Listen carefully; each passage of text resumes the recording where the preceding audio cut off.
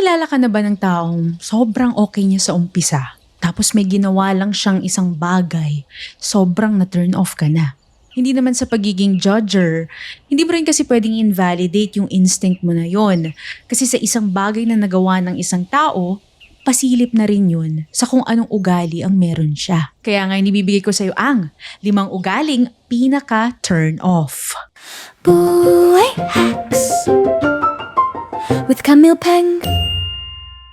Ito ay base sa isang survey by the Harris Poll nitong 2026 lang. Binanggit dito na in this day and age, mas intentional ng mga tao sa connection na pinipili natin. At ito ang mga nag-top na mga deal breakers, hindi lang sa mga relasyon, kundi sa overall interactions natin sa mga tao sa paligid natin. Punta tayo sa number 1, ang mga hindi totoo. Ngayong digital age, kung saan camera ang kaharap ng karamihan sa atin, marami na ring hindi malaman kung ano na ba ang totoo sa hindi. 75% ng mga posts at content ngayon ay either automated, filtered na, or overly curated. Kasi lahat gusto nang magmukhang polished, perfect, hanggang sa nagiging scripted na maging ang pagkatao ng iba.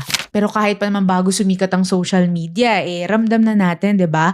Kapag ang isang tao iba kapag kaharap mo, tapos iba rin pagkatalikod mo. Lalo pa sa panahon ngayon na mas sensitive at well-informed na yung mga tao. Mas nakukuha na natin yung vibe ng isang tao kapag kabaligtaran siya ng kung anong pinapakita niya. Mapa sa trabaho man yan, sa pamilya mo, o mga kaibigan mo. At kung napapaisip ka naman, paano kung hindi namamalayan ng isang tao na hindi na pala siya nagiging totoo? This is connected to something called self-presentation theory, kung saan daw we control how others see us. Normal naman to. Pero kapag sobra na nagkakaroon na ng disconnect between the real self and the projected self, na tipong ang dami nang hindi nagtutugma o nagdi-disconnect. May kulang-kulang, bungi-bungi, hindi nagtutugma sa pagkatao ng isang tao na mismong siya na. Lito na kung sino ba talaga siya. Maliban sa mababasa at madidiskubre ng iba na hindi na nga siya totoo, mapapagod yan kakaarte o kaka-perform. Number 2, walang respeto. Yung mga taong kahit sinabi mo na tuloy pa rin. Joke lang, to naman, di ka naman mabiro, masyadong sensitive. O kaya yung mga linyahang, ganito lang talaga ako. Ikaw naman, di ka pa nasanay, mag-adjust ka na lang. Hindi yan pagiging prangka. Kawalan yan o kakulangan sa respeto. Sa psychology, this is tied to low emotional intelligence.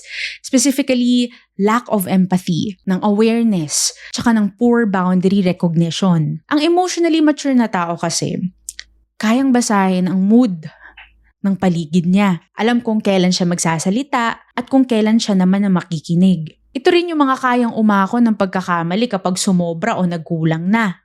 At higit sa lahat, kayang rumispeto sa boundaries ng ibang tao. Maliban dito sa respeto, isa pa sa mga bagay na kulang sa mga taong wala nito ay yung awareness na hindi lang umiikot ang mundo sa kanya at na may iba pang mga tao, buhay na dapat kinoconsider maliban sa kanya. At malaking turn off talaga to bilang hindi naman tayo nabubuhay para sa sarili lang. We are social beings na may mga pagkakapareho at pagkakaiba. Kaya para mamuhay tayo ng sama-sama at payapa, napakalaking bagay na marunong ang isang taong rumispeto. Number 3, OA sa pagiging nega. Yung lahat na lang ng pangit nakikita niya. Lahat na lang ng inconvenience, irereklamo niya. Tapos wala nang ibang lumabas sa bibig niya kundi mga negatibong bagay sa paligid niya. Tapos kapag naman nagkaroon ng pagkakataon para gumawa ng paraan na baguhin yun, wala namang ginagawa. Normal naman sa ating mga taong maging negatibo. Meron kasi tayong tinatawag na negativity bias. Nakusa tayong nafo-focus sa mga negatibong bagay. Nangyayari to kasi survival instinct natin na protektahan yung mga sarili natin. Pero hindi sa paraan na kung saan hindi mo na kayang ma-appreciate yung mga magagandang bagay sa paligid, kakatingin sa mga pangit. At studies show na nakakahawa ang negativity. Tinatawag itong emotional contagion. So kung lagi kang exposed sa mga tao na laging negatibo, unti-unti, hindi mo namamalayan na aapektuhan ka na rin. Kaya ganun na lang din na nakaka-turn off, nakakarindi ito para sa karamihan. Hindi lang dahil sa killjoy itong mga taong to, na para sa kanila ay pagiging realistic lang. Pero dahil mahirap mag-foster ng growth sa isang paligid na punong-puno ng negativity. Bago natin ituloy ang susunod na items, ikaw ba? Comment mo na rin kung ano pa ang ugaling pinaka nakaka-turn off para sa'yo para mapag-usapan natin yan sa comment section. At para rin tuloy-tuloy ang pamimigay ni Camille Peng ng Buhay Hacks sa inyo, show your support by liking, sharing this content. And follow and subscribe na rin sa mga Buhay Hacks podcast channels by yours truly, Camille Peng. Punta tayo sa number 4, nanggagamit o user. Ito yung mga taong nagpaparamdam lang kapag may kailangan. Tipong kapag banayad ang lahat sa kanila, wala sila. Pero kapag nangailangan na biglang, uy, musta? Again, mas intentional na yung mga tao sa panahon ngayon na tipong kapag may nag-chat sa'yo out of nowhere na isang kakilala galing sa past, skeptic tayo o mapapaisip na, bakit? Anong meron? Sa psychology, meron tinatawag na transactional behavior. Sa mga ganitong sitwasyon, ang relationship between two people ay nagiging exchange system at hindi connection.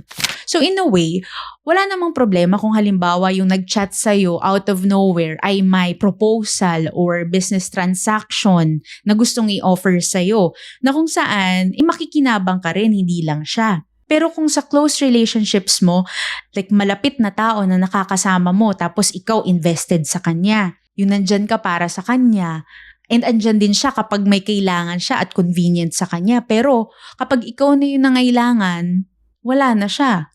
Missing in action. Yung ganitong dynamics, nakaka-drain ng energy yan.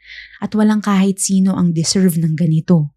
At itong mga user na ito, nakikita lang yung mga tao sa paligid nila as tools na pwede nilang gamitin lang para makuha yung mga gusto nila at hindi bilang mga beings na may nararamdaman.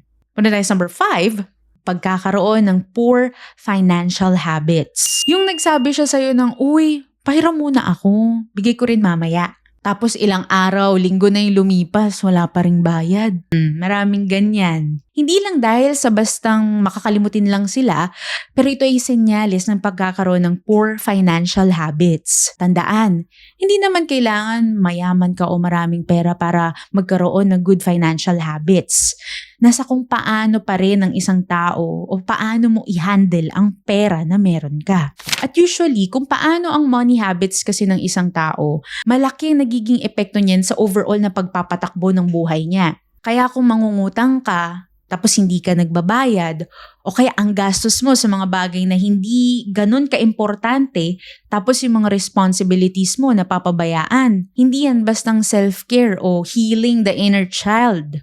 Poor behavior yan. And from a behavioral science perspective, this is linked to impulse control and delayed gratification issues. Kaya kung ang isang tao ay hirap mag-prioritize ng long-term stability para sa short-term satisfaction, magiging hirap din siya sa pag-handle ng ibang mga responsibilidad niya. Kaya kung ang isang tao ay hindi kayang i-manage ang sarili niya, turn off o deal breaker yan para sa mga tao sa paligid niya dahil siguradong apektado sila. Huling paalala sa'yo, hindi mo kailangang intindihin lahat ng tao sa paligid mo. Hindi porket kaya mong intindihin, dapat mo nang tanggapin. Kahit na social beings tayo at napapaligiran ng ibang mga tao, at the end of the day, kailangan mo pa rin laging i-prioritize ang growth, ang peace of mind ng sarili mo. So kung may napansin kang ganito sa ibang tao o kahit sa sarili mo, hindi ito para mang-judge o manghusga ng ibang tao. Ito ay para maging aware ng mapili natin, hindi lang kung sino yung mga taong dapat manatili sa buhay natin, kundi at lalong-lalo na ang nakakabuti para sa sarili natin. Sabi nga nila, knowledge is power. Pero ako naniniwalang applied knowledge is. Kaya lahat ng matututunan mo dito ay gamitin sa ikauunlad ng buhay mo. Muli ako si Camille Peng. Follow, subscribe, listen to my podcast and share this for more buhay hacks.